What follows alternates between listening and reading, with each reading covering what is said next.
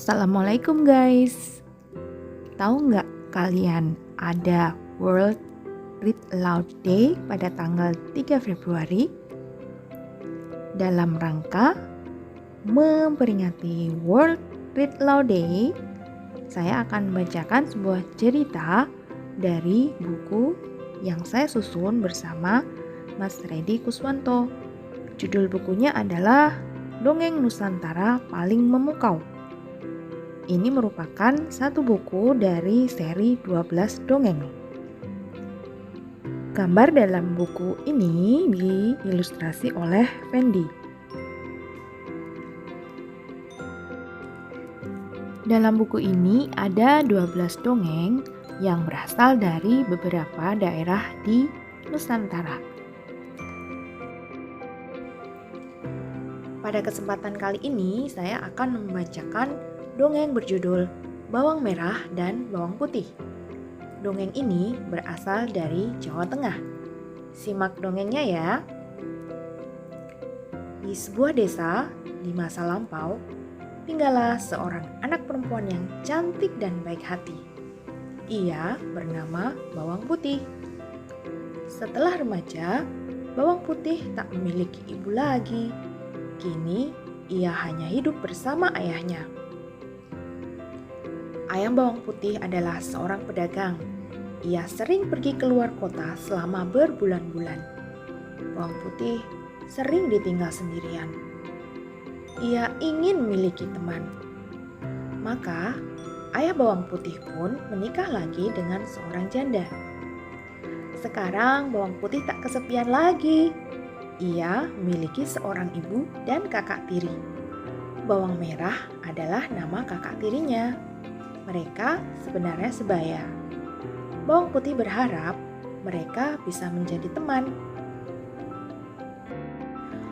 "Bawang Putih!" teriak Bawang Merah suatu ketika. "Buatkan aku makanan enak." Ternyata semua tak sesuai harapan. Saat sang ayah berada di rumah, Bawang Merah dan ibunya bersikap baik.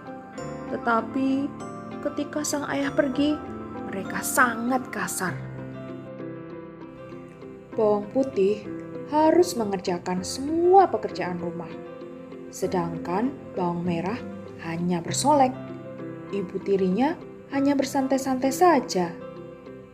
Bawang Putih tidak pernah mengeluh. Ia mengerjakan semua dengan baik. Namun, ibu tiri dan Bawang Merah selalu memarahinya. Suatu hari, Bawang Putih mencuci pakaian di sungai. Tanpa sengaja, sebuah selendang milik ibu tirinya hanyut. Saat kembali ke rumah, Bawang Putih pun dimarahi. "Cari selendang itu sampai ketemu. Jangan kembali sebelum kamu menemukannya," perintah ibu tiri.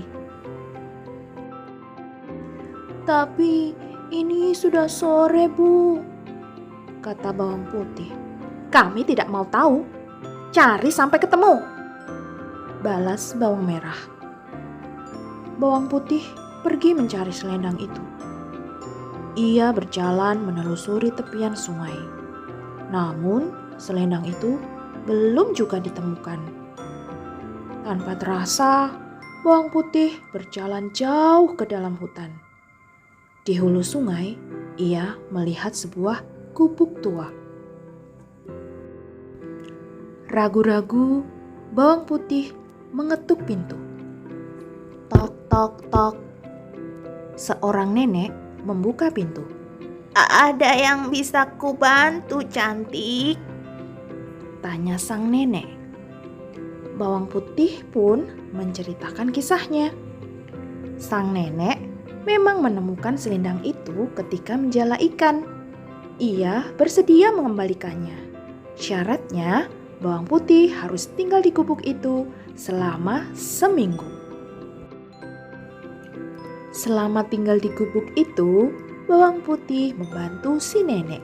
Ia mengerjakan semua pekerjaan rumah. Sang nenek merasa senang karena ada yang menemani.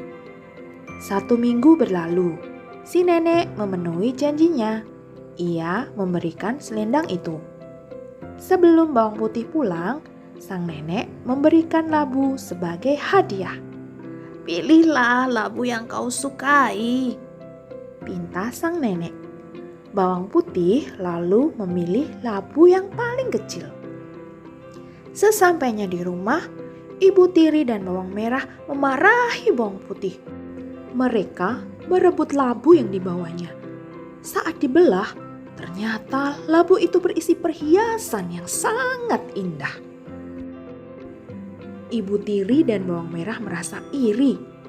Mereka lalu menghanyutkan selendang di sungai.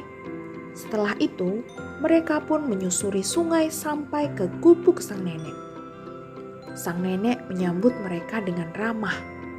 Ibu Tiri dan bawang merah menanyakan tentang selendang yang hanyut. Sang nenek meminta mereka tinggal selama 1 minggu sebagai syarat untuk mengambil selendang. Ibu Tiri dan bawang merah terpaksa menuruti kemauan sang nenek. Mereka harus mengerjakan semua pekerjaan rumah. Bawang merah jadi kesal karena tidak bisa bermalas-malasan lagi. Setelah 1 minggu, Ibu Tiri dan bawang merah pun berpamitan. Sang nenek memberikan selendang itu.